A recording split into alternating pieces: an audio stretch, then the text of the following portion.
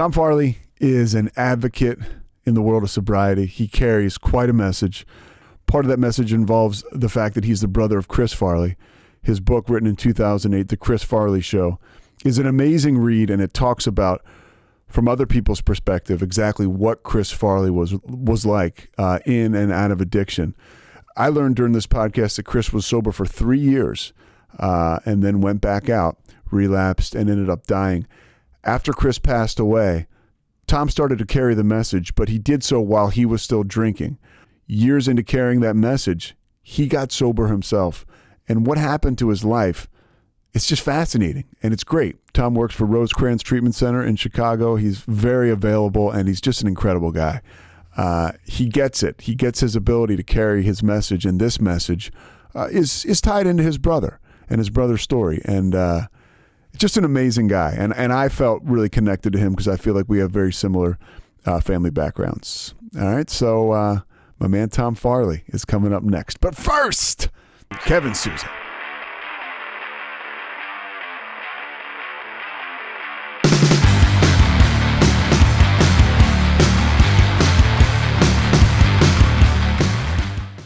Okay, so what was it like for you in college as far as drinking was concerned? Because the cool thing, I mean, there's so much fascinating stuff about your story, really. But, yeah, because the connection with, your family, and you cover all kinds of issues. And me too. I got two brothers who are sober. And my dad was a functional alcoholic, whatever if you want to use that term. And we were always around, I'm the youngest of two boys. I know you're the oldest of four, and then your sister's above you, so you got five. So I feel like we're kindred spirits in a way, as far as like the family stuff is concerned. totally. Yeah. So when you're growing up, you have, I guess there's five of you. What is that like in the household? It was, it was chaos, but mostly because, like, I think my dad loved that. He loved to just whip everyone into frenzy, and he always wanted us all together. So we were always there. We always had to deal with each other. We had no other choice, and so we were always together. And Dad just loved to like go out in public with his like look what I've created, and just whip us into a frenzy, and we would deliver. It was just such a show. It was pretty. Well, you talked about it. You grew up in Madison, right?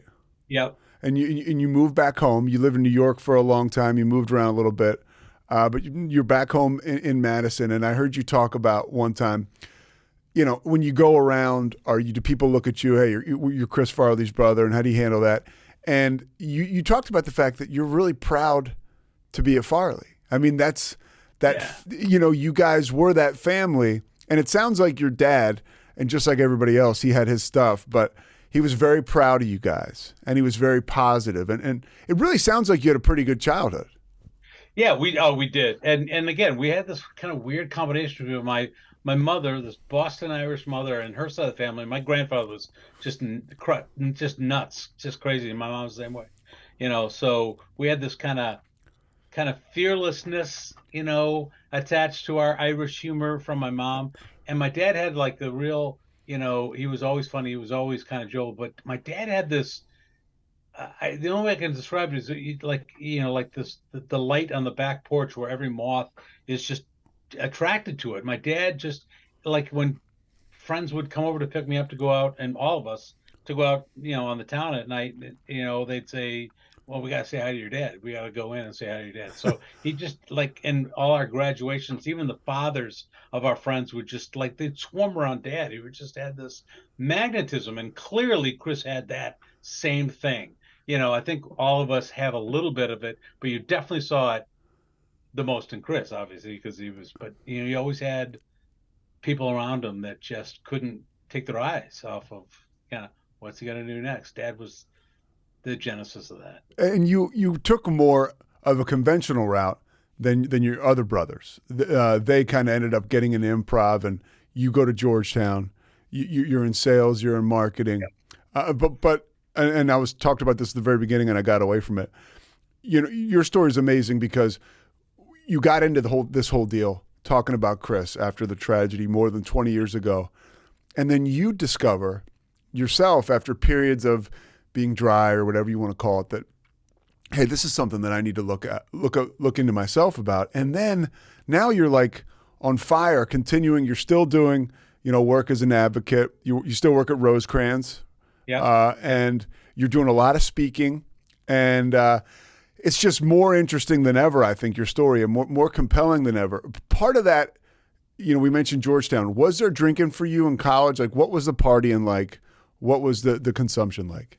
Oh my gosh. Well, I mean, yeah. I mean, and I'm where I'm at now because now I kind of see everything's starting to make sense for the first time. And like the Georgetown thing, like I always had like this, I was the oldest son, so I had all the pressure to kind of do what my dad went to Georgetown, so I had to go to Georgetown. My dad went into business. He was a successful entrepreneur. He, had his own business. It was like an I asphalt company, right? Yeah, Yeah. yeah, but it was kind of, but it wasn't, it was just kind of he had all these contracts throughout the state. Everyone just wanted to do, and it was just him and my grandfather before him, up against these huge oil companies bidding for the county road paving business, and Dad would get it because they loved him. And I just had all this pressure. And the funny thing I talked about, like all these, like, all right, so I went down that road, and then I looked behind me, and like my next, and Chris was like, I'm going to be an actor. It's like, wait a minute. I didn't know that was an option. Like, what are you talking? Like, how does he get and then the rest of my brothers went, yeah, I think I want one. We're going to go with Chris on this one. And left me hanging, Was there a lot of drinking among you guys growing up? Well, yeah, I mean, but not that much. Well, the thing is, when we were growing up in Wisconsin, first of all, so we had this kind of a long history on both sides of the family of alcohol abuse. We had the family history thing going. We were and we were Irish, so we felt we had to like live up to that standard. And we lived in Wisconsin, which is a train wreck of a state when it comes to Drinking. alcohol. Yeah, yeah. So we had all the boxes checked, and then back when we were growing up, the drinking age was 18. So which means we probably started at 16, maybe 17. Chris was actually later, in high school at the tail end. So, but it wasn't that much. But then by the time I got to college, college it just opened up, and I think Chris probably felt what I learned now about myself at Georgetown. He probably felt the same thing at Marquette. Is we're suddenly surrounded by all these really smart people. You come from Madison, Wisconsin, it's pretty even territory. But then all of a sudden, like I know for me, at Georgetown, I'm like, well, you're in Madison and you go to Georgetown. You're the guy. I'm absolutely. And but then it changes a little bit. I mean, I just never felt like that whole imposter syndrome. Mm-hmm. Man, I was deep in it. Yeah. I was deep in it. I'm like, I don't belong here with these. Like literally, my senior year, all of my roommates, they're all CEOs. It's literally, and I'm like, okay, like, Do you understand it more now that you're that's what I'm saying. Yeah. I didn't know that at the time. Yeah. Why I was drinking, but I'm like, I look back, I'm like, that's what it was. It's just like that self-doubt and fear. Now I can point it out clear as the day. I get it now.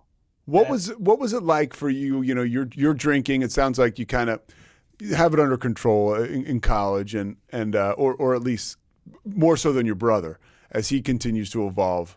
You said he was a little later in the game, but what was it like for you to see him kind of take on a whole different light with the drinking and the using, or did he change at all?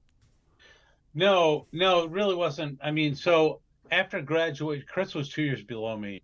And so when I graduated, I just followed the crowd up to New York. We all went to New York. I'm like, okay, I'll do that too. Went into finance because they're all my buddies. Everybody else did, right? Just like, Wall Street stuff. I did right. Bear Stearns, Citibank, did it all. And how are you doing? Are you making some money? You're living in New York. I mean, life. I got to imagine life's pretty good, at least on the outside, right? No, because I was just having to. First of all, when you live in the city Yeah. at that age, you're spending every dime because it's just so much. I was like, yeah, I was like, there's no saving there. It was like, Okay. yeah, it's 24/7. I was like, all right. And I was always kind of like looking to have fun. So, uh, yeah, it was always, there was always that balance between responsibility and I needed, what I said, I needed to have my fun, but what I was really doing was um, really trying to manage all these emotions, in very unsafe and unhealthy ways. Yeah. I just, I just felt like I'm unemployed, and so it really didn't allow me to live up to my potential. Because I was always trying to be something that I wasn't. I was always trying to be like like all my friends, these Hmm. financial, gurus and these, future titans of industry. Well, it's like you And said, you followed the crowd yep, up to New York. yep. And Yeah. at the same token, I also wanted to kind of have my Midwestern family, because values, and grow that. So I got married, started having kids, and um, I thought that just being, a good, loving father was enough that I was taking care of my family, and it wasn't. It's like, especially out in New York, no, you need to work your ass off to support your family. Then the other stuff, hopefully, comes along, but and it's woven in there. But if you're not, you know, um, providing. I mean, and we did. I mean, I there was enough. It was I don't know. It was weird. It was just I just Yeah. It sounds like just there was wasn't. stress around it because again, you're trying to you keep up with the Joneses, and sometimes you can end up, robbing Peter to pay Paul, and you've got all this emotion, right? That you're trying Yeah, to figure out. and I get like everyone else. I would get the phone calls, at 5 o'clock. When are you coming home? These kids are Yeah. driving. I'm like, okay. Even if I get on the train right now, I'm not home for an hour and a half. Yeah. Like so, but I would say, okay, okay, I'm gonna drop everything, and I would go home, and I would leave work at like 5:30, like I was in the Midwest, and everyone else in Wall Street was like, they just got started. Yeah. Yeah. When you're looking at your brother and things are starting to come together for him, I guess, and he moves up to New York, are Yeah, you looking at him and are you like, man, he's got it a little easier than I do? Why is this guy comfortable in his own skin, or why is he able? Because that takes balls to go right into acting after you yeah. graduate from Marquette. Yeah, yeah, and he worked for Dad for like a summer, and then just said, this isn't my thing, and I'm gonna go down and do this." And yeah, it's amazing how fast it was. He just did it. Um, and you can, again, maybe in Chicago at Second City, you can do that. I think Chris and I both had this thing where we're going to put ourselves out there and show people what we thought they wanted to see, which we knew deep down wasn't really us. We could, I know, all these years, I'm like, You're a people I'm, pleaser, yeah, like and me. and Yeah. and that's hard. And Yeah. so we have to balance that out. Like I know now that to balance that out, I need to step away and do some self-care, or just recharge in a very, but I like Chris, for a long time I did it just the opposite way, which was to, numb myself, just to, just drink. And so that's what Chris was doing when he got to New York. He was doing that in Chicago, and you can get away with it in Chicago because, again, it's very normative behavior. Like, but when he got to New York and it was a real business, it stuck out, and I can see that he was struggling, at least with his job. He was going to start to kind of get, he was getting suspended from SNL, and like, you know, um, drinking related job loss was something I was very familiar with. Yeah. So I could see that with Chris. I'm like, man, you don't want to do this. You want to be like me. And you Um, were talking to him about this stuff because you yeah, guys are both I in New was, York, and so you're and pretty. the family was out Yeah. in Wisconsin. I mean, it was just him and I trying to, I was trying to help him. But Yeah. I was that before it was a term. I was his first responder, but not that I knew what that was, but as an older brother, I also felt as a first responder that I had to solve it. I Yeah. had to figure it out for them. And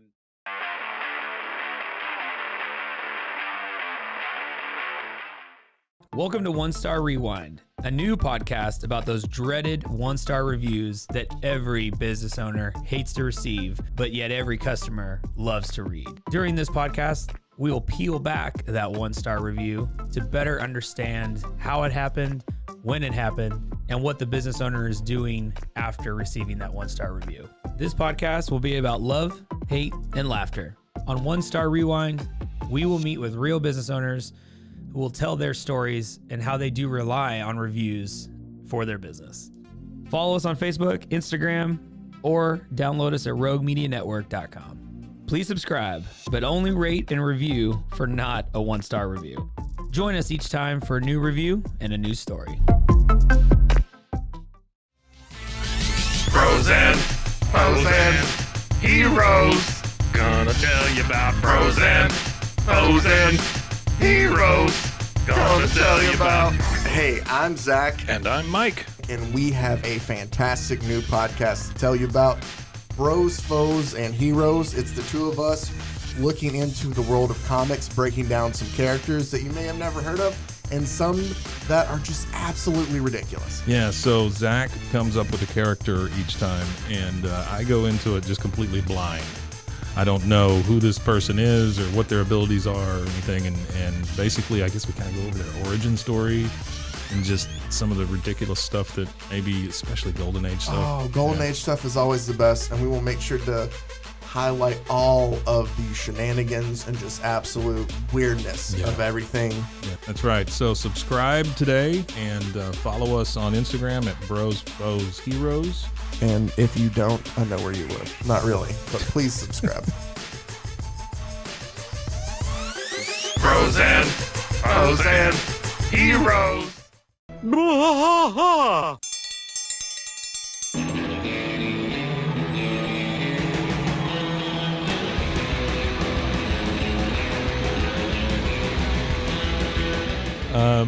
What are we doing here, Rusty? What are we going to do?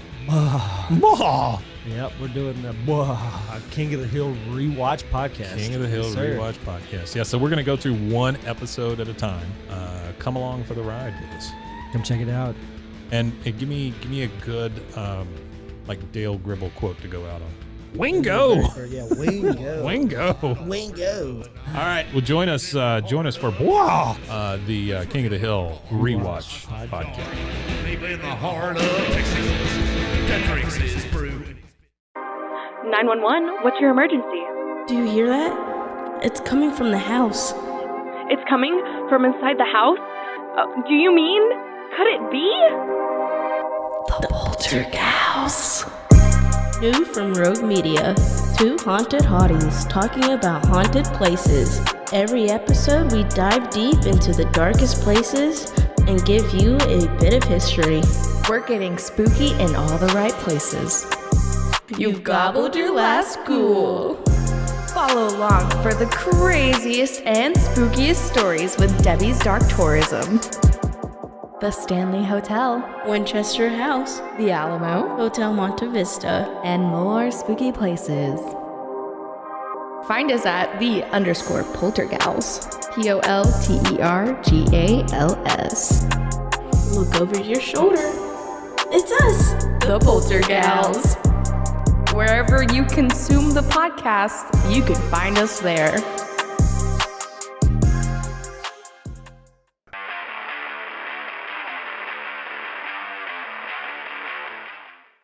When you say a first responder, what do you mean by that? well, it, like in my family, yeah, the rest of the family was out in New York. Yeah, okay, that's cool. And it's just he and I in New York, and I'm like, hey, I think Chris is struggling, so whether I wanted to or not, I was there, and I had to kind of, but I had so much going on myself too. It was hard. You did such a great job in that book, The Chris Farley Show, which people can get out now. It's still on Amazon, and it's probably something really cool to get coming up towards the holidays. And it's educational. And then after that book, they can kind of dive back into more of what you're doing as far as being an advocate in the recovery circles today. Again, there's so many things, Tom, that come full circle in this whole story. I mean, when you're writing the Chris Farley show in 2008, you're not a finished product. No. Not even close. Even close, yeah. Yeah, and in that book you talk about you guys start to have like some interventions, and some of those interventions, you just remind me of my family so much. It's like we're drinking while we're intervening. Well, we're talking about Chris's drinking problem. Like, we got to get our drink order in first. Yeah. It was like, what was some of that? What were some of those instances like when you're trying to get Chris to stop, but you're newly married, you're an alcoholic too? Paint that picture for me. What's going on? Well, one of the things that I talk about a lot, and I didn't know, is that one of the things that we all throughout growing up, we had one coping mechanism, which was we had literally one emotion we used for everything. Laughter. Can you imagine what that was? Yeah, laughter. Yeah. The good side is 3 of my brothers and now my son, who's out in LA, we got really good at it, and now they made a career out of it. But it was a coping mechanism that turned into a trauma, meaning like whenever somebody like fell and hurt themselves, we would laugh, not out of like because we were mean. We just thought our humor could bring them out of that. And clearly it couldn't, but we would use it for everything. And we never developed any other really emotions, Yeah. And so even in our interventions, it would always end up in laughter because we couldn't go there. We couldn't go to something serious like somebody in our family is in real danger here.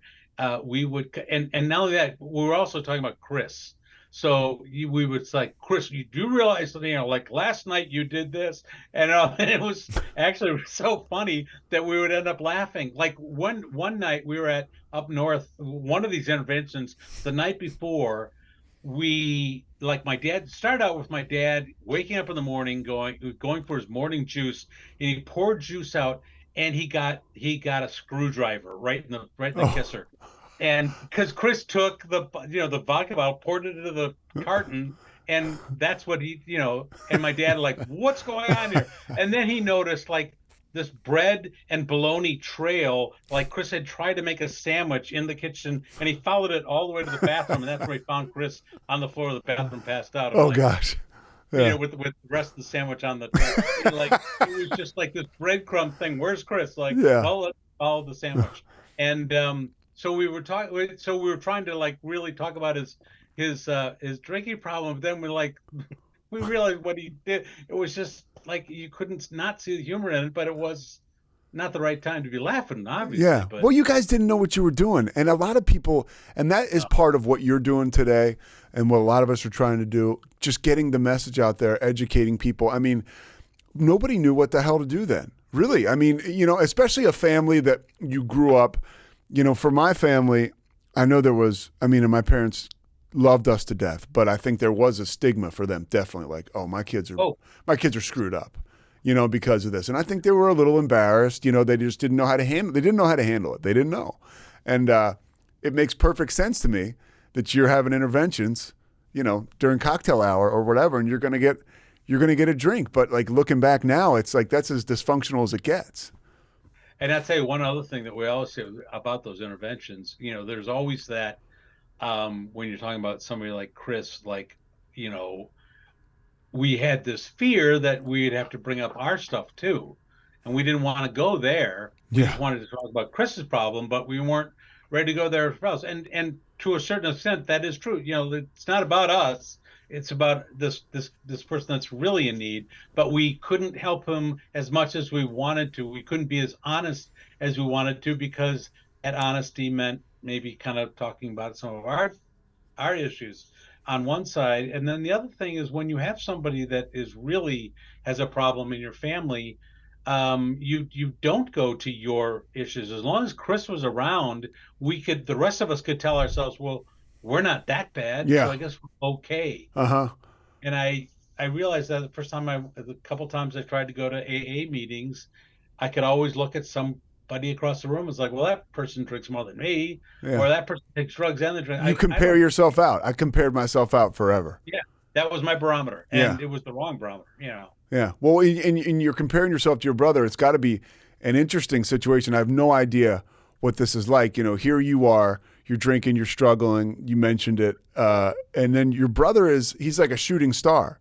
It's got to be almost like you can't even believe it, right? A surreal situation. You're both in the same city, and he's a rising star on Saturday Night Live.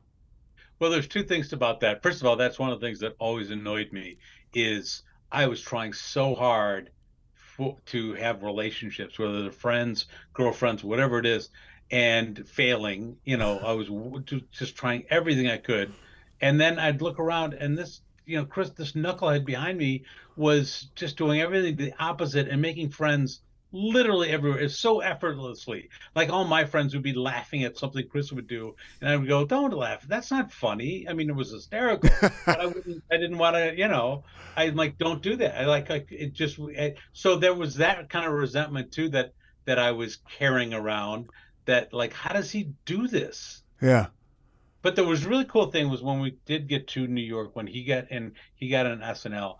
The beautiful thing about Chris is that for the most part, he never, that's why people love him, is because he never forgot that he was Chris from Wisconsin. And I remember the first time we went up to SNL when he was going to get the gig, and he called me. He's like, "Do you want to go to the show tonight? They're letting me stick around to go to the show." And we went up to the show for the first time. I'm at the show with Chris, who's just about to be hired, and we're like, we're looking at each other like, "Can you believe this?"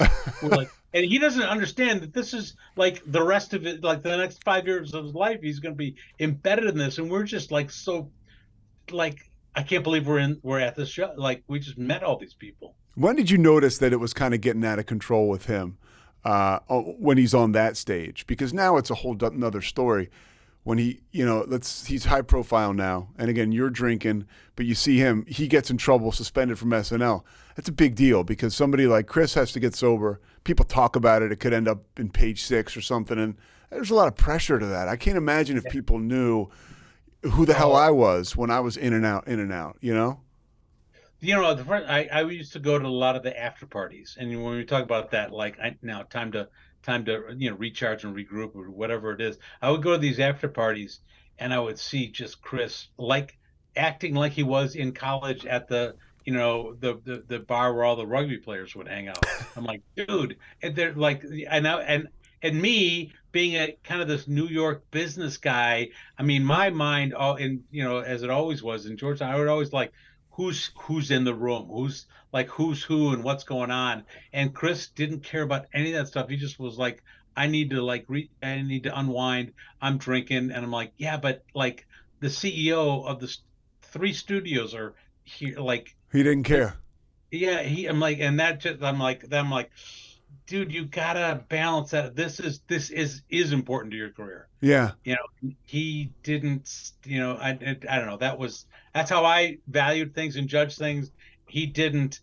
But when at the point where I thought that he really should start paying attention to this, and he wasn't, I got a little afraid for him. Yeah. Well, one of the things you mentioned in your book, and it's a poignant story, other people have talked about it as well, is that Chippendales skit with him and Patrick Swayze.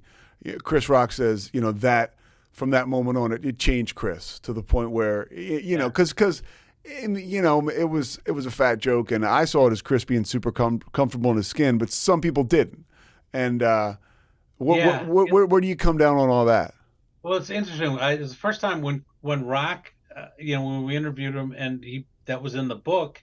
That was the first time it even dawned on me. I'm like, what is he talking about? Like, and my first thought was, first of all, that's Rock's, that's Chris's point of view. So I was just going to leave it in the book, and I wasn't going to refute it. I didn't want to be that, like, you're wrong. But I was like, okay, I'm going to let him do that. And good thing I did. But my personally thought was like, are you kidding me? I've seen Chris do that same skit since he was 12 in the family living room. Yeah. He was always doing that. And when we were up, in college, I would see him in bars when the band would go on break, and we'd all go to the bar, and we look back on the dance floor, and there's Chris by himself doing that exact same thing. And it was hysterical and funny. And like, I was a little pissed, that he was making a career. They're paying for him to do this. Like, This isn't fair. Yeah. Yeah. he's not acting. Uh-huh. He's doing what he's always done. And so that's how I originally thought about it. And then when Rock said that, I went, I don't think he's right. And then a couple years later, as I got more into my stuff and understand, like, oh my God, he was 100% right. Yeah. And there was a lot of things that they did. Like there was, like, even when the last time he hosted, they made fun of his drinking, and his whole monologue was, "I'm not going to get effed up tonight." And I found a script in some of his stuff years later. There was a skit that the writers wrote called "The Relapse Guy." It was about this buddy of theirs that keeps going into relapsing, and that was funny to them apparently. Yeah. And Yeah. it's so not funny anymore. Yeah. Yeah. It's so not funny anymore. And at the time, like, you say that idea, and with sense of humor, you're like, oh, that could be kind of funny. But then when we're talking about the person who has relapse, right? And it's like, and you talk about trauma and all that stuff, and it sucks, but like, there's got to be something. You're taking a hit, if you're in his shoes, I would imagine. Where did, as your family, your father, I've done some research on this, was a gregarious, charismatic man, but he was a big man. He was 600 pounds when he passed away. Yeah. And food was like love in your family, but it also sort of turned on you guys a little bit. It was just like alcohol, I mean, we used it to manage our emotions, still do, so my dad getting to that size, obviously, and this was the thing, and I can see it now that I'm back in Wisconsin too. Like my father was this, Georgetown grad who went to he went to school with all these, like big, I mean, he went to, his classmates were like, Nino Scalia, who went on to be a Chief Justice of the Supreme Court. Yeah. He had another buddies that were CEOs. I mean, and he went back and he went to law school for a year at Wisconsin. He wanted to go into politics. He loved politics. And then my grandfather had a heart attack, so he took over the family business, and he started to have kids, and he got married, and like, well, that dream's over. I gotta take care of my family. And he became this, took over this asphalt company where he was going into, these counties in Wisconsin, these small rural counties, where he'd meet with the county highway commission, who was made up of these gentlemen farmers that were making bids to pave the county roads, and they loved him. But here's this guy that had all these dreams, these Georgetown ambitions, and now he's in some small county in having a burger and comparing himself to other classmates and making history. And his brother, my uncle, was vice chairman of Citicorp, so he in New York, and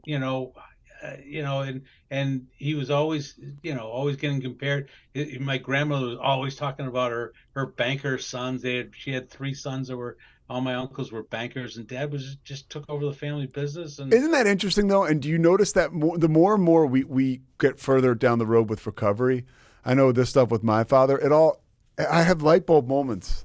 10 years sober now, 11 years sober, and it's just like, oh, maybe my dad was feeling that way.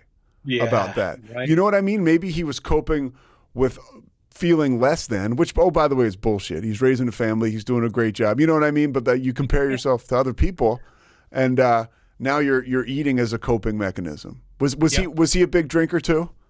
Oh yeah. Okay. But the thing is, he was so big that I never saw him drunk. Yeah. But like every day or two, there'd be a new Doer, the handle Doers, the big bottle, emptied in the trash. And so, it was a lot. And it was just always out there. That's kind of what he did. But you never saw, and that's one of the things you just couldn't understand with Chris. Like, I don't get it. I drink, but I take care of my career. It's like, Dad, work for yourself. You walk in at 10 a.m. and no one's asking where you were. Yeah. How much you talk about the pressure? It seems like you're typical alcoholic like me, a sensitive guy. and it seems like your brother was too. And how much did the pressure of you think SNL and that environment get to him, or lead to more drinking, eating, whatever you do to cope with that stuff? Oh, all the time. Again, he had that imposter kind of syndrome thing too. And I remember him. I could never understand. He was Chris Farley. In a couple of years, like he was the guy, and people would say your brother's so funny, or Chris, you're so funny, we love you, and he just wouldn't believe it. Like, really? And now all these years later, I'm doing all these speeches and all these motivational talks, and people come up to me and it's like, oh my God, you helped me so much. I do a lot of speakers meeting at AA meetings. People are like, oh my God, that was amazing. And I'm like, was it? Yeah, well, I'm the same way, right? Yeah. Oh, no, it can't. No, okay. Yeah. I don't get it. And then all of a sudden, like, oh, that's what Chris was going. That's what Chris. That's so interesting you say that. That's like one of those light bulbs for me right now. It doesn't matter what scale it's on. It's basically somebody saying you did a good job and you're not believing it, whether you're the star of Saturday Night Live or you just did a kick-ass job at a speakers meeting, right? Yeah. Yeah, it's all relative. Yeah, when I talk about not having other emotions to go for, I remember the first time in recovery, somebody said, "Well, you should do a gratitude journal," and I'm like, "All right." So I sit down and I'm like, write gratitude along the top of the page, and for the next hour, I was just staring at this blank page, and I finally went, "Really, nothing? You're grateful for nothing? You can't come up with a single thing?" And it's not that I wasn't grateful; it's just that I was thinking of gratitude in these grand terms. I'm grateful for my Maserati or my huge car, like my huge house. I'm grateful for my children that I love, and that's gratitude, but you're missing all these little things that happen to you like every second of the day, and you need to focus on those things. And I'm like, okay. I haven't kind of figured that out. I still struggle with that, but I'm working on it. But that's one of those things like, I'd rather just use humor if you don't mind. But, well, none of us are finished products. You know what I'm saying? So that's the thing. Like, I want to be able to come up with this incredible gratitude list, or I want to be honest all the time, or I have this idea of this furnished person I'm supposed to be. And it's just not real. And like that's the thing I learned in the rooms, and take it easy on yourself, right? That's what I constantly am beating the shit out of myself on bad days, and I'm just like, take it easy on yourself, right? I mean, like things, like you. I want to get back into your story a little bit. You're talking all over, and you carry this message. You started after your brother died, the Chris Farley Foundation. And you talk about it like, you're a marketing, a sales guy. So you saw a need right away. When you say, I'm talking to these people, it's kind of like it's canned or whatever. So you dip into the improv pool yourself and you figure that's how I'm going to talk to people. Well, that was my thing. I was going into schools because that's where kids were. And I looked around, I'm like, okay, all of these prevention programs are all information and knowledge based and education based because that's who's delivering it, professional teachers. And like, but there's still a problem. So what are they missing? And I knew I had to use humor, so I knew I could use humor to get their attention. So at least my brothers taught me, like, you've got to connect with your audience. So you've got to connect with your audience. It's all about connection in so many ways. Anything. Oh, absolutely. Yeah. And then I said, like, well, how do they do it? They all they all went through Second City and learned improv. So I studied improv, and I learned that it was developed. This woman developed these exercises and games to reach inner city at-risk kids, to teach them how to communicate better and form ensembles, form peer enhanced environments as opposed to peer pressure environments. That's what started improv? Yeah, it was a woman. Viola Spolin was working in Chicago in like the Cabrini Green area, and she was trying to get kids to communicate better. And then then these comedians found it and made an art form out of it. But it started Good intentions. And for 25 years, I've been trying to bring it back to that and Yeah. just being the evangelist. Like this, this is how good it is. Yeah, And that's amazing. it's all about connection. And then in a post-COVID world, I'm like, now do you see it? Yeah. Now, like, how important connection is? The rest of the world suddenly knows what it feels like, and they couldn't handle it. And so now, 18 months of COVID, they were starting fights in Walmart. yeah, because they felt the isolation, right? Yeah. That a lot of addicts, addicts feel. Yeah. I've always felt. Yep. And part of your message continues, and then so you do the work, right? And whether you're drinking at the time, I know you had periods of sobriety where you just wouldn't drink, but you never were like sober, practicing a program or working on. I thought that was enough. I'm like, but I saw like I would get 5 years, and yet I'm still creating these train wrecks. I'm losing jobs, getting divorced. I'm like, wait a minute. Yeah. But I'm sober. Yeah.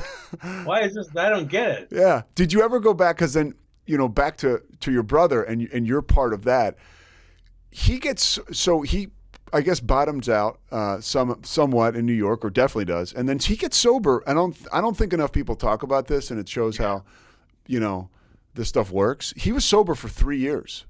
I love talking about that. There were some beautiful stories. Dude, I had no idea till I started to do the research on you, and I feel like I knew a lot about your brother. I had no clue. Well, that's what made him one of the funniest people around, is because he was working his recovery program.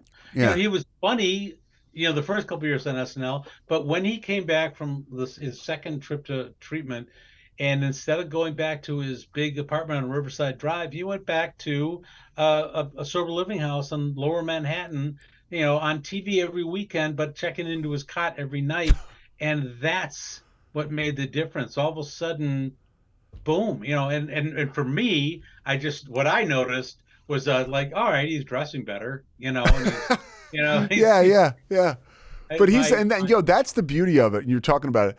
I believe, just because it's my experience, the long-term recovery thing really works. Like, I went to a treatment center, and then afterwards I went to an extended care. Now, I was working at KFC. I wasn't on Saturday Night Live, so I can't even imagine what the hell's that is like, but he did it. He had the humility. In New York, yeah, to have this and then just say, no, I got a meeting at 9 o'clock. I gotta go. And he would do it. And for 3 years, dude, that's a long time. And, boy, so there's a great story I'd like to tell you at that time. So please. My son was born around that time, and he had born in New York hospital, and he had kind of a heart thing. He had to stay in the ER for like a week to fix it up. And so we went home. We had two girls, his two older sisters, and so we were coming back to the city to pick the kid up from the hospital. He's all better, and we asked Chris, like, can you watch the girls? And he was so thrilled that I had even asked him. It's like, yeah, I'll babysit for the afternoon. So we drive in from Westchester, where we live, get to his apartment, ring the doorbell, no answer. And like, we're there like 5 minutes. I'm like, oh no, what happened? He was sober for like, a year and a half. Like we weren't like I just had bad kind of feeling with this.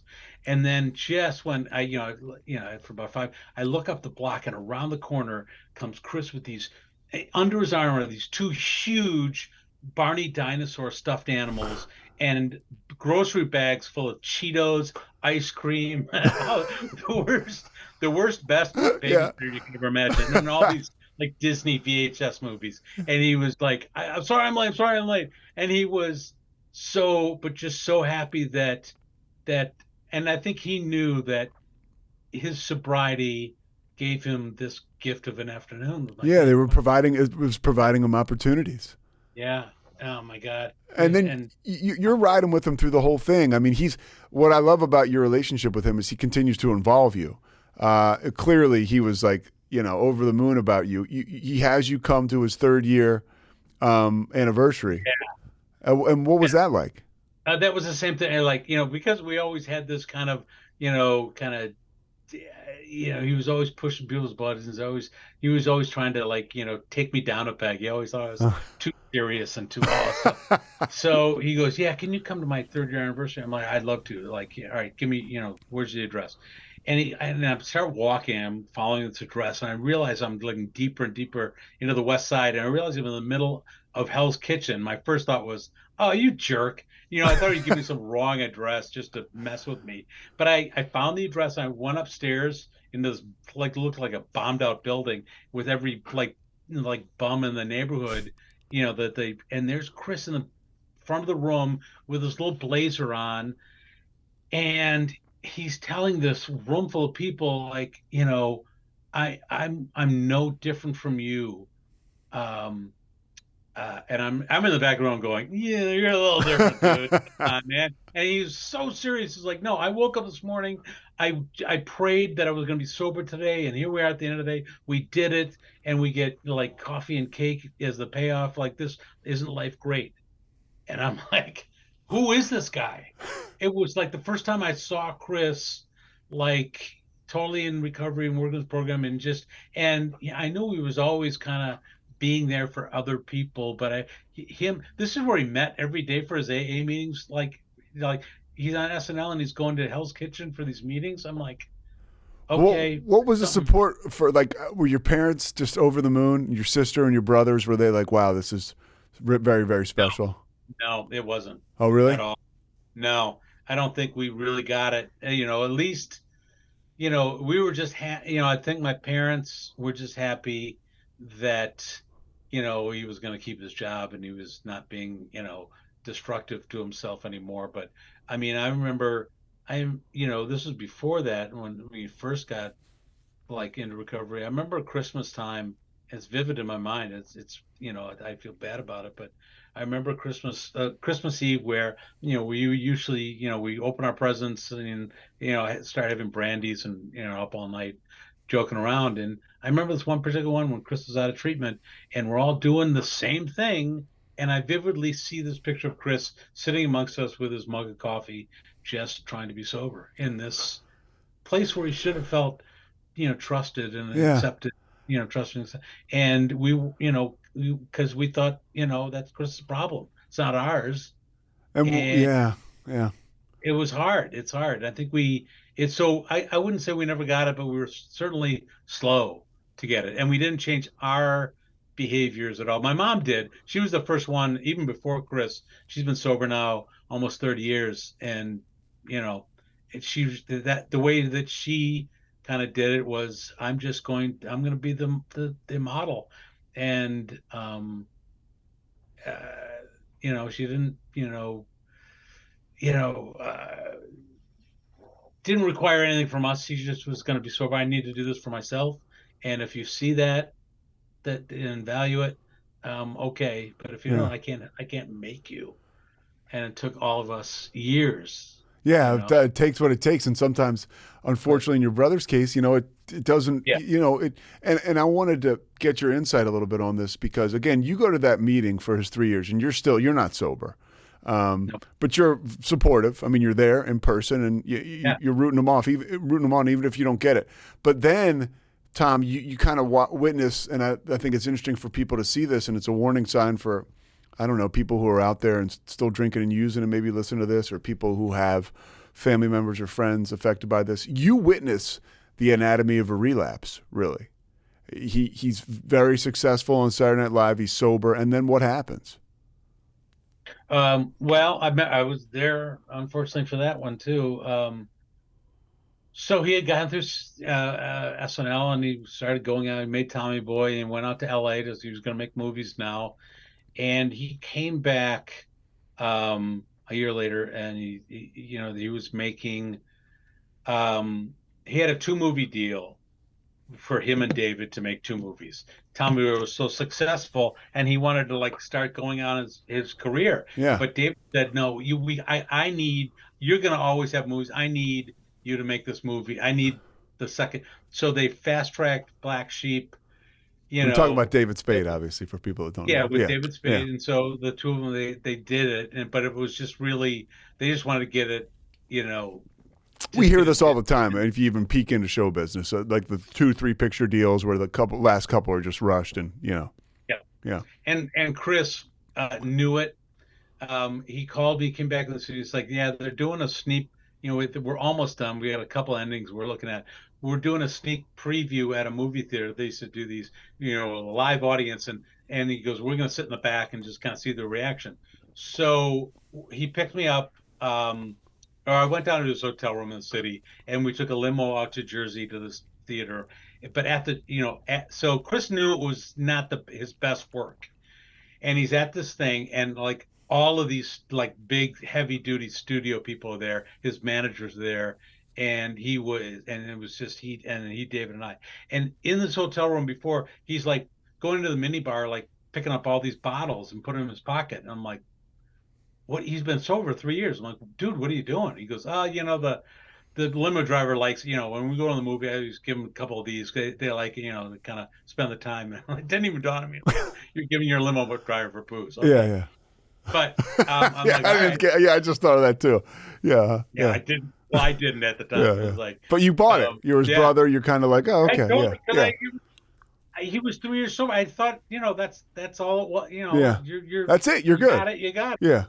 Yeah. So we go to the movie, and it's just, Chris wasn't happy, and he was doing weird things. Like he goes, I gotta go to the bathroom. And I go, yeah, I do too. So I go back to this bathroom, and it's just like this one room, just one stall thing. And I followed him, and he goes, what are you doing? I'm like, I'm going to the bathroom. We've done this since we were 10. Yeah. Uh-huh. Like, why not? We can go to the bathroom at the same time. And he goes, no, I need my privacy. I'm like, that's weird. Mm-hmm. So he was doing those things. And I'm like, finally I go, I'm going home. All right, I'm out of here. And I get this call from my father the next morning. He's like, what happened last night? I'm like, I don't the movie was okay. I'm like, Chris trashes his hotel room, and he's in trouble and all. And, he's typical Irish, it was my fault because I was, the last one there. I love how tight your family is, by the way. I mean, the fact that your father is somehow involved in that. I mean, he's got this superstar and you're this established guy, like professional, and here dad's calling you saying, what did you do? Yeah. Oh yeah. My dad was never so much involved in, like you would see, these parent managers of stars. He just wanted the family dynamic to kind of be what it is. Yeah, that's what it sounds like. Yeah, he wants everybody safe and everybody to get along. Yeah, managing any careers, but he was being a dad. He was managing us. And one of the things I love about your brother, hearing this, and I love about you really respected and loved your parents, and you wanted their love too. And you talk about towards, the devastating night where Chris ends up, passing away and dying is, you guys go out for dinner, and he's back, I guess, in Chicago, and he's going to see your parents. And there's like a little bit of, he knows he's not sober. And there's a little bit of anxiety around that. What happens that night at that dinner, and take us through that. Well, I wasn't there. That was my brothers, Kevin and Johnny. They were, because I had my family out in Connecticut. We had our own thing. I wasn't. So they were in Chicago. Okay, yeah. And a lot of our Chicago buddies were there. It was they went to, Gibson's, and you had a big steak, and they were doing all the stuff. And then, like everything with Chris, you start to peel off, like I'm out, like in my book, one of our buddies described Chris, and really it's true for all of us, is, the first hour drinking, with Chris is fun. The second hour is the best time of your friggin' life. The next 5 hours though are brutal. And that's where, Chris, none of us have an off switch. Yeah. And so after that dinner, it was all fun, and that was that second hour. But all of a sudden, it was just, my brother Johnny was like, I need my rest. I gotta go. And that's when Chris just found, just the bad people. And he was dragged around from party to party. Look, we got Chris Farley, and we were like, it just ended up. And your brother probably, I mean, people got to rest. People got to sleep. Like it's bigger than us. You can't stop that freight train at some point, right? I mean, so then you live in the wake of this tragic situation, but I do love how you say your brother he's alive. He's almost as alive as he's ever been. And yeah. I mean, the book with that, because if I wrote the book, I would have, at that time, I would have had a different, I would have talked about some of my, resentments and this is how I remember Chris, and that would just have been about my relationship with it. But instead, we interviewed all these friends from him growing up to, summer camp to Marquette to Second City, SNL, Hollywood. And I was amazed when I kind of pulled it all together. I'm like, oh wow, all these different people, they totally got Chris. I'm like, oh, you're right. You know what? He with Rock, I'm like, he had a better perspective than I did. Yeah. And I like to say that I have a better relationship with Chris now than I ever did when he was alive, because I can give up some of those resentments. I have empathy for some of his, his behaviors, and I understand some of his traumas that he carried around, because I carry around some of the same Yeah. exact things. You know, it's funny. I've always gotten asked the question, "What do you miss most?" And for years, I used to say, what I miss most about Chris is the the big bear hug he used to give me. When like we hadn't seen each other, and he'd walk in the door, "Hey, Tommy," and it was just so like physical and genuine and just lingering. And I always remember that, and I totally miss that the most. But now, when people ask me that question, what do you miss most about Chris? I honestly say I would have loved to have been in recovery with Chris. I think we would have really uh, helped each other, if not, learned some things. It would have been amazing, because I love my life in recovery, and I think I would have loved it with Chris too. Yeah, you give me a lot of gratitude because I mentioned that my brothers are both sober. They're older than Yeah, me, and sometimes we are amazed. We're like, this is unbelievable. The odds are yeah, not in our favor for that to yeah. happen. So I appreciate you saying that. It makes me treasure it even more. And so I won't keep you here forever. I want to wrap up with your story a little bit because I think it's pretty amazing. I mean, you're talking at these schools like we talked about earlier. You're using this improv to connect with these kids. And then at some point, Tom, you're like, I got to get on the bus. And not just like, hey, I got to not drink. I've got to get involved because I've got all this other shit. We don't even really notice it until, at least I didn't, until I got sober. I mean, to stop drinking for me was a huge deal. It was monumental, right? And then Really? sitting in a rehab, and I'm like, oh wow, and stuff starts to come up, and they're just literally like, I'm thawing out there. But then the real work starts. How did that work out for you? How did you find recovery, like a 12-step that you work today? And what was that journey like? And and I'll ask you a couple things after Yeah. that. Yeah, well, I mean, again, I had done this, 5 years, and then I would 5 years, then I would tell myself, well, I can have, I'm Irish, I can have one Guinness on St. Patrick's Day, and that's what my mind would tell me. And within months, I was back on varsity. I was like, what happened? Back on first. And I would do that for Yeah. an extended period. And then I'm like, I would, have a lot of other train wrecks and broken relationships, and I'm like, okay, this isn't working for me. I'm going to be sober again. I did that again and again, and then this last time, again, I'm getting old.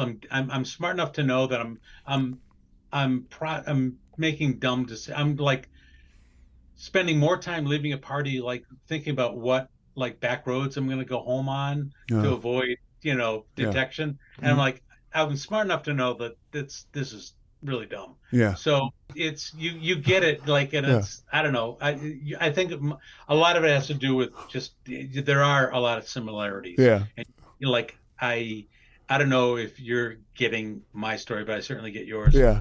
Well, I I mean, appreciate you saying that. Go back. I wanted to bust your chops a little bit. So so yeah, you talked yeah, about this time was different. You were okay. able to get into it. So this last time, I'm like, okay, I'm doing stupid things, and I'm getting old, and this is stupid. And so I stopped drinking again. And I was like 4 months into it, and a friend of mine called me, who I now work with actually, that I'd done a lot of work with back in the day. I hadn't seen her in a while, and this was before COVID. And she goes, "Hey, I just call me. How you doing?" I'm like, I proudly tell her I haven't had a drink in 4 months, and she goes, "That's great." She goes, why don't we have coffee? I'd love to reconnect with you. I said, I'd love to have coffee with you. She goes, great. Well, why don't you meet me? Saturday morning, 9 o'clock in the basement of the Presbyterian Church. I'm like, okay, Gotcha. okay, Yeah. here we go.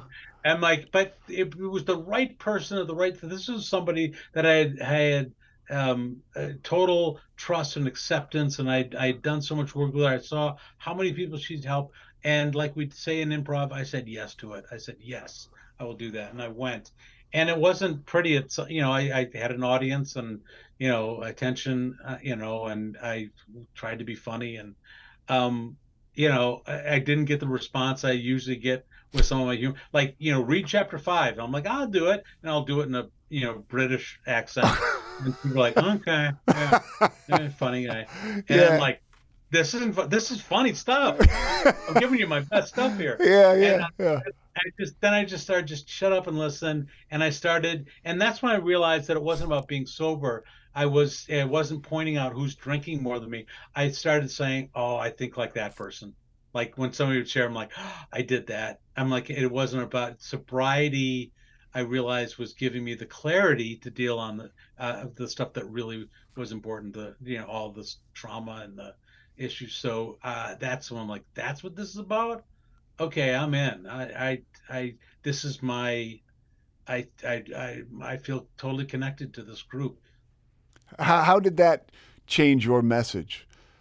This now you're this person who's maybe feeling that light turn on, right? Like Well, you're feeling filled, and you're going out and you're talking to a people. lot of things. Everything would hit me at once. So right after that, COVID started, and I started doing a lot of webinars with Hazleton, which I had done a lot of stuff with, and Chris went there, was very successful there, and we were doing these webinars, and I would tell my story and Chris's story, the whole thing.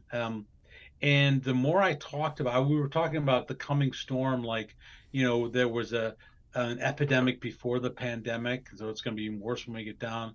There's going to be people living the pandemic with behaviors they didn't have going in. So we were talking about it, and I was talking about connection, the importance of connection. The more I talked, the more I talked about what's coming after COVID. I'm like, I've been talking about this for 25 years. I need to do something more. I need to get people into treatment. People are going to need not only what I can bring in this attention and messaging and get attention like the Farleys have always been able to do. Chris more than any of us. You really can't ignore us. So and use that to a positive end and get people in treatment. So I hooked up with Rosecrans and I said, I can help people. I can kind of deliver this message. So it's getting people into finally not just talking about, but getting people into treatment.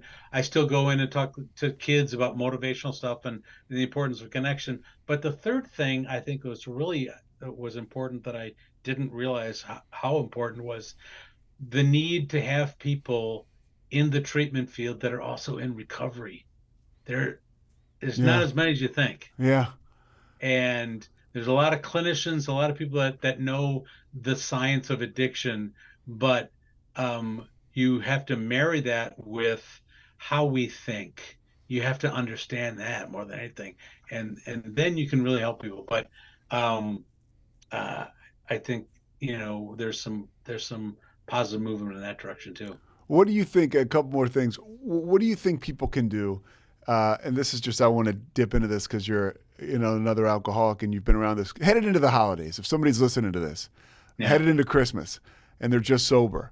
How do people navigate that? How would you tell a sponsee to navigate that? I mean, there's different situations for everybody, but overall, do you have any helpful hints or anything? Well, this is where that recovery kind of really connected what I've been talking about all these years about ensembles and improv. All of a sudden, I felt like I talked about it, but I honestly, like when people say, "Well, what do you mean by that?" I'm like, I don't know, just I don't know.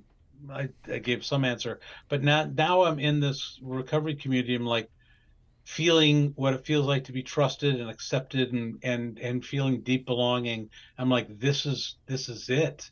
And now I tell people this is your foundation, your touch point, but it's not all about staying in the recovery community, life is still happening out there. So you can go out into the world, you can go to a holiday party at your work and stuff like that. But as soon as you don't feel that this is a trusted, accepting environment, like you feel when you're in a meeting, if you don't feel that, you have two choices. You can either leave, find a different environment, leave, or you can stay there if you have to be there, if it's for work or whatever it is. You can stay there, but you got to tell yourself, this isn't my ensemble. I don't need to impress these people. I just need to be here. And I need to be my authentic self. And it's not about, all this other stuff. Just again, be yourself, be authentic, be easy on yourself, or leave.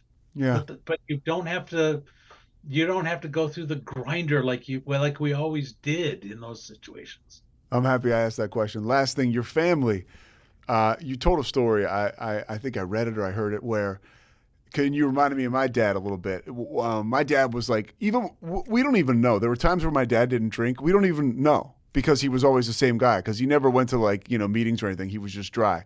And you talked about you're out to dinner with one of your daughters and there's something going on with the waiter, right? Tell that story real quick. I mean, because I think that is sobriety to me. It is. There's two things I'll tell you. So yeah, and I didn't because again I was so externally focused on my relationships that when I started working my program, then I'm like it's just like control things. The whole Serenity Prayer. I'm like people don't understand how integral that is to everything. And so there was a lull in COVID, and so restaurants opened up again. They're like, "Hey, it's over," and it wasn't, but we went. And she came in from New York to visit, and the guy met us. The maitre d' met us at the door, and it's like, "Well, we don't have menus. You order on your phone, and then somebody will, we don't have waiters. Somebody will just bring your food out." I'm like, "Cool." And then I got really old man, so I'm like, all right, I got a question. Like, if I'm on my phone ordering my lunch and she's ordering her, but I want to pay for both, how does that happen? And he's like, well, if you do need a menu, I'm like, no, I didn't say that. I don't want a menu. I got this. I want to, I like technology. And I just want to, and I go, you know what? I caught myself. I go, you know what? We'll figure it out. We'll figure it out. Well, whatever it is. Even if I've got to put this credit card into your phone, we got it. I'm sorry. And I go back and she pauses and she goes, and I was completely overly nice to the guy. This is your daughter. Yeah, no, to the maitre d'. Yeah, okay. So my daughter looks at me and she pauses and she goes, do you know, Dad, like when we were growing up, you would have those moments and we all knew just to stay away the rest of the day. Yeah. And I'm like, what? The smallest thing, but you would just carry that with you, and every other little thing that happened in the day got a piece of that shit that you were carrying with you the rest of the day. So we avoided you. And she goes, to see you catch yourself like that and be nice to that guy was pretty amazing. But then right after that, because then I looked at her, I'm like, I'm really sorry. I want to be present here. It's about us. I didn't want that thing. She goes, you never apologized before. Yeah. It's like you would just do that. And what I realized is what I was watching was a relationship healing. And I had but I'm not actively trying to do that. I'm just trying to be my best self and my authentic self and work my recovery. And in the process, people, I see this not just my daughters, and my kids, but I started attracting people. Mm-hmm. And so and in this case, a strained relationship was healing before my eyes. Just me being myself, who she always wanted to see that. And we appreciate people for saying stuff like that because, maybe you don't pick up on that if she doesn't mention that, you just kind of blow by it. Like there is a change happening in us and outside of us if we're working this deal, and the people closest to us know how we're doing. Yeah. They know, they see it more than anybody. Yeah, and she even see that with their mother, with my ex-wife. I'm not a threat to her anymore. I'm not like we have the best relationship in the world.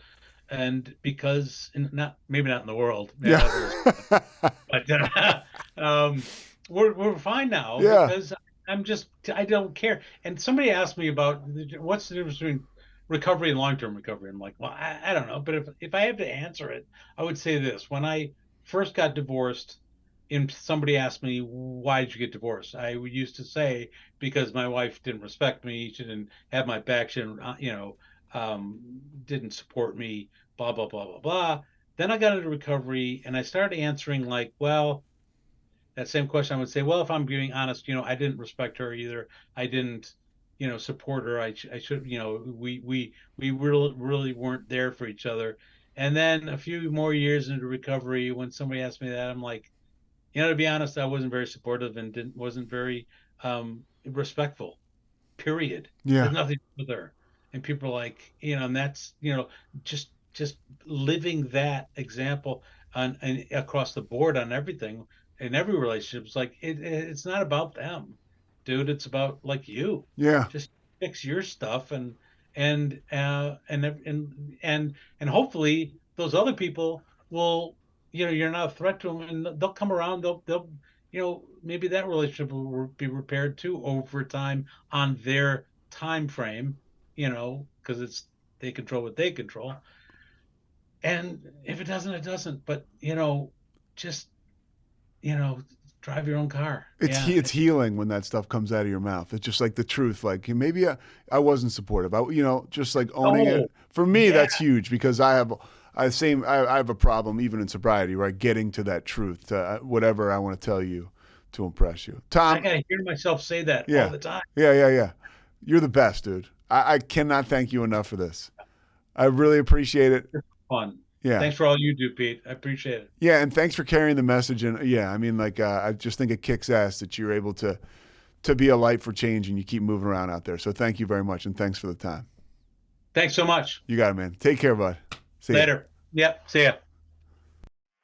Thanks so much for listening to The Payoff with Pete. Once again, I'm Pete Souza. And of course, we are part of the Rogue Media Network. All kinds of good podcasts you can find at roguemedianetwork.com. And of course, you can find this podcast and all those other ones wherever you get your podcasts, iTunes, Spotify, other spots like that.